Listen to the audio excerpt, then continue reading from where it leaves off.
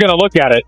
So foul there on Indiana, on Hull there, but then that is a technical. That is a technical. Dead ball, contact technical. It's a little surprising to see so many of these happen in one game because... Oh, and I don't like the way Lexie... Remember the last time the Indiana Fever and Minnesota Lynx faced off? Well, Lexie Hull might have just delivered the ultimate revenge on Kayla McBride. In their previous matchup, McBride's elbow caught Hull in the face, and somehow the officials ended up calling the foul on Hull. Fast forward to this game, and in the Fever's statement win over Minnesota, Hull got her payback in a way that had the entire arena buzzing. This wasn't just a highlight-worthy play.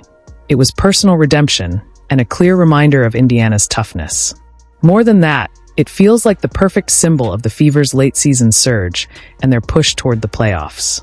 Drop some love for Lexie in the comments, because that moment was special. Let's go! Final score, Fever 83, Lynx 72. Indiana ends the regular season with an exclamation point. Fever have won 3 in a row as they enter the play. How does a team even hold it together when nearly half its rotation disappears? The Indiana Fever were forced to find out the hard way. One by one, their roster kept shrinking as names piled onto the injury list. Caitlin Clark sidelined with a groin strain. Sophie Cunningham lost to an MCL tear. Sydney Colson out with a torn ACL. Chloe BBY's knee giving out. Ari McDonald shelved with a fractured foot. That group alone could pass for a legitimate starting 5, yet all of them were suddenly stuck in street clothes. Add it up, and you're looking at one of the thinnest lineups in the league. No amount of preseason preparation could have braced Indiana for that kind of collapse. I know a lot of people will talk about Nafisa not playing, but I think they're really good without her. You know, they're just a really great basketball team. So I think it was a big win for us because they set the bar high standard wise. We know what. We know what to expect when it comes to Minnesota Lynx. And so I think going into the playoffs, it was big for us because, being able to know, guarding Courtney Williams, knowing that her thing is a pull-up, knowing that now instead of not knowing that, it's big for us because we give ourselves a chance. And if they are the standard, we get to see what we... Then came the gut punch. The announcement that Caitlin Clark's season was officially over. What started as a nagging groin issue had now cemented itself as a season-ending injury. This was supposed to be her rookie campaign, the one that catapulted the Fever back into national relevance. Instead, it closed with a press release, not a playoff debut. News like that can shatter a team's spirit, especially when so much of their energy and resilience flowed directly from her presence. The blow wasn't just felt in the locker room. It rippled through the fan base from Indiana to Iowa. Clark wasn't just a draw at the box office. She was the heartbeat of the season. Losing her was the loudest warning yet that Indiana's playoff hopes might vanish just as quickly as they had begun. One of the things that I've been impressed with these guys since even the offseason, really the ones that I was able to work out with in the offseason, is how hard they work.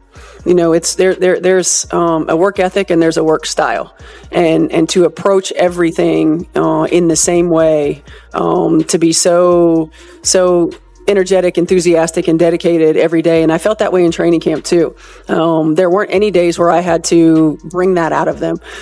So I think it's the nature of the women that we brought into this organization to continue to just bust their butts and play. With Clark limited to a role on the bench, someone had to fill the void, and that someone was Kelsey Mitchell. She didn't just step up. She transformed into the centerpiece of Indiana's offense. Mitchell delivered the most prolific scoring season in franchise history, surpassing even Tamika Catching's single-season marks. To put it in perspective, she averaged over 20 points per game, night after night, while also handling the ball, absorbing constant double teams, and carrying the full weight of opposing scouting reports. Through it all, she became the offensive lifeline that kept the Fever's season alive when it easily could have flatlined. Kind of all the other things like offensive rebounding that she can do. Knocked away. Boston comes up with a steal. Here is Mitchell veering through the paint and lays it in. She's so quick, and especially when she gets out in the open floor, you'll see her coming down. The quick left to right crossover just gets by. I thought she was sprinting. I didn't think she was lumbering. It was a lumber Stand up sprint. for the big girl. Mitchell like a blur. That's Aaliyah Boston carried the other half of that burden.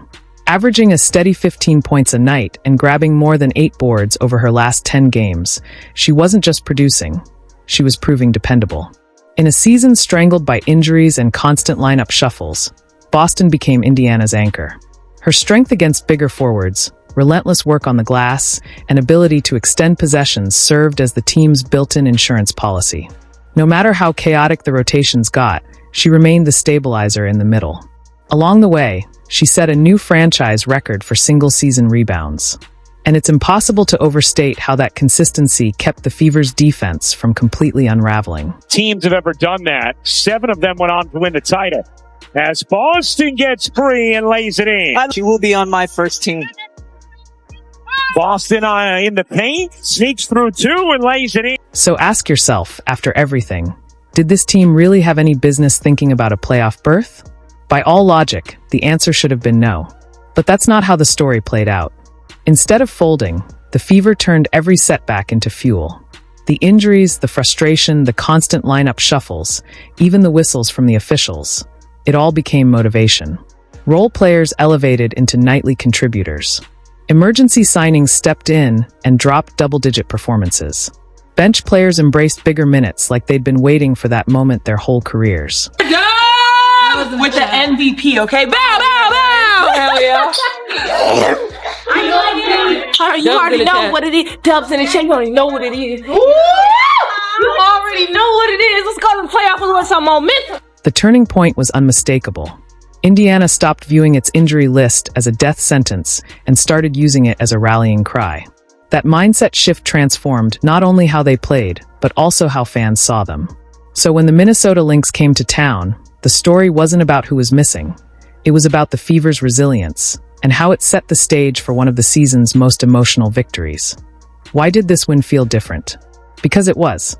Indiana wasn't just closing out the schedule.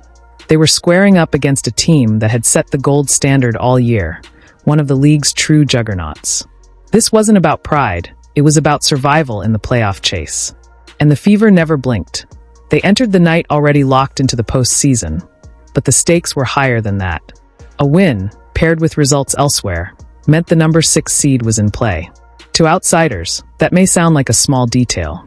But inside the league, it meant everything. Better matchups, a legitimate chance to make noise, and proof that Indiana belonged at the grown-ups table in the playoffs.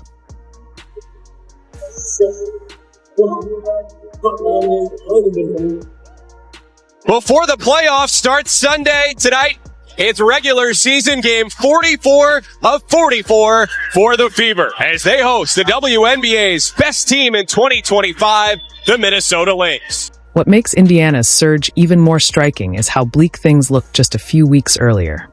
They had dropped 4 of their last 5, momentum had vanished, fan excitement was fading, and the national conversation shifted back to whether Caitlin Clark's absence had completely derailed their progress. Most teams in that position crumble. Indiana didn't. Instead, they flipped the script. The Fever ground out 3 straight wins. Each one a statement that this roster had redefined itself under pressure. And the third victory, the one over Minnesota, carried extra weight. It wasn't just another notch in the win column. It came against a powerhouse that few believed Indiana was ready to challenge at this stage. Atlanta Smith jumping it up against Aaliyah Boston. The ball is tipped, and it's time to hoop at Indy. A 10-0 run to start this game for Indiana, and Minnesota wants a timeout.